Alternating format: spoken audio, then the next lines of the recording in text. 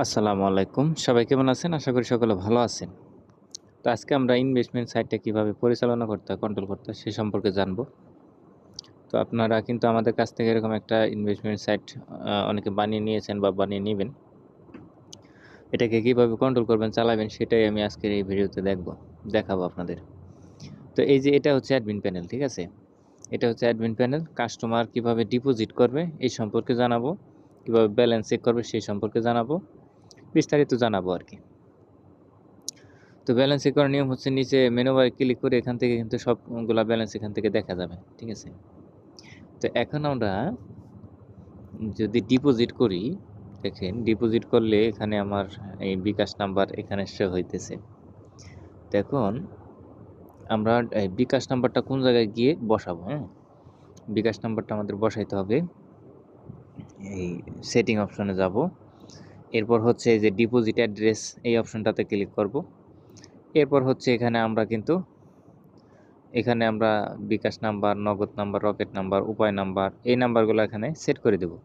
Set করে দেওয়ার পর সেন্ড বাটনে ক্লিক করে দেব। আর এই যে লিঙ্কগুলা দেখতেছেন, এই লিঙ্কগুলা হলো আপনার যে বিকাশের লোগোর যে লিঙ্ক আছে, নগদের লোগোর লিঙ্ক, তারপরে রকেটের লোগোর লিঙ্ক। তো লোগোর লিঙ্ক যারা লিঙ্ক বের করতে পারেন না, সেটাও আমি আপনাদেরকে দেখাই দেব লিঙ্ক কীভাবে বের করতে হয়। আমি একটু আপনাদের দেখাই। তো আপনারা ক্রোম ব্রাউজারে যাবেন, এরপর সার্চ করবেন post image. Image post image click করে আপনারা বিকাশের একটা লোগো ডাউনলোড করে নেবেন, মানে গুগল থেকে নগদের লোগো ডাউনলোড করে নেবেন। এরপর হচ্ছে আপনারা সেই লোগোটা এখানে সেই ছবিটা দিয়ে দিবেন। সেই ছবিটা আপলোড করে দিলেই আপনার একটা লিঙ্ক তৈরি হয়ে যাবে, ঠিক আছে? এই যে এখানে আপনার লিঙ্ক তৈরি হয়ে গেছে। এখান থেকে ডিরেক্ট লিঙ্ক যেই অপশনটা আছে না, ডিরেক্ট লিঙ্ক অপশনের যেই লিঙ্কটা আছে, লিঙ্কটা আপনারা কপি করবেন। কপি করে এরপর আপনারা এখানে বসায় দিবেন। তো সেম প্রসেসে নগদের লিঙ্কটাও আপনারা এইভাবে বের করবেন, রকেটের লিঙ্ক বের করে এভাবে বসায় দিবেন। এরপর লাস্টে সেন্ড বাটনে ক্লিক করবেন, সেভ হয়ে যাবে। এরপর আমরা অ্যাপের মধ্যে ঢুকলে আমাদের এই লোগো শো হবে প্লাস নাম্বারটাও শো হবে, হ্যাঁ?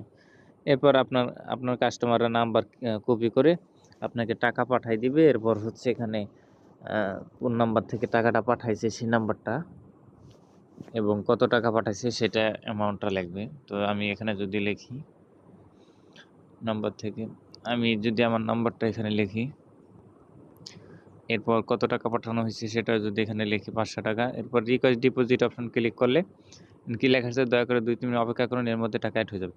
তো আপনার অ্যাডমিন প্যানেলে কিন্তু একটা রিকোয়েস্ট চলে আসছে অলরেডি, হ্যাঁ? তো অ্যাডমিন প্যানেল রিকোয়েস্টটা কোথায় দেখবেন? এই ডিপোজিট বাটনে দেখবেন। এই যে আমি এই রিকোয়েস্টটা এইমাত্র করেছি, পেন্ডিং অবস্থায় আছে। তো আমি এই পেন্ডিং অপশন ক্লিক করব, এই পেন্ডিং অপশন ক্লিক করব, সাকসেস করে দিলে আমার কিন্তু ব্যালেন্সটা যোগ হয়ে গেছে। আমার অ্যাকাউন্টে কিন্তু ব্যালেন্সটা যোগ হয়ে গেছে। তো দেখেন আমার 700 কত টাকা ছিল, এখন 1280 টাকা হয়ে গেছে। তো এটা হচ্ছে ডিপোজিট ব্যালেন্স। তো আমি এই ডিপোজিট ব্যালেন্সটা কিভাবে মেইন ব্যালেন্সে আনবো সেটাও দেখাই। এই অ্যাক্সেস ব্যালেন্স দেখেন, এখানে যে deposit balance to main balance, এখান থেকে আমি যদি 500 টাকা লিখি তাহলে আমার এটা কিন্তু মেইন ব্যালেন্সে চলে আসবে। এই যে দেখেন আমার মেইন ব্যালেন্সে টাকাটা চলে আসছে। তো আমরা ডিপোজিট ব্যালেন্স থেকে মেইন ব্যালেন্সে কিন্তু এইভাবে করে টাকাটা আনতে পারবো। এরপর হচ্ছে আমাদের যদি কোনো প্ল্যান কেনার প্রয়োজন হয়, হ্যাঁ? আমরা এই যে বাই নাও অপশন ক্লিক করব। বাই নাও অপশন, এটা কিন্তু আমার অলরেডি কেনা আছে প্ল্যানটা। আমাদের প্রত্যেকটা প্ল্যান আপাতত কিনা আরকি।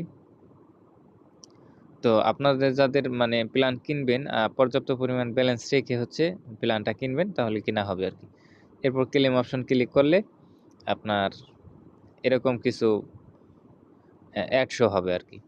অ্যাড শো হলে আপনার এরকম কিছু অ্যাড শো হবে। অ্যাড শো হলে আপনারা করবেন। আপনারা লাস্টে ক্লেম করবেন। ক্লেম করলে কিন্তু আপনার ব্যালেন্সে আবার যে আর্নিং ব্যালেন্সটা যুক্ত হয়ে যাবে। আপনার আর্নিং ব্যালেন্সটা যুক্ত হয়ে যাবে। তো এইভাবে করে আপনারা হচ্ছে এটা ক্লেম করতে পারবেন, ডিপোজিট করতে পারেন। তারপরে যদি আপনার আর্নিং ব্যালেন্সটা উইথড্র করার প্রয়োজন হয়, হুম? আপনারা এই যে উইথড্র অপশন ক্লিক করে আপনারা এখান থেকে একটা রিকোয়েস্ট রেখে দিবেন। এরপরে অ্যাডমিন আপনার ওই রিকোয়েস্টটাকে অ্যাপ্রুভ করবে অ্যাডমিন প্যানেল থেকে। তো এভাবে করে আপনারা হচ্ছে এই অ্যাপটা ব্যবহার করতে পারেন। ঠিক আছে?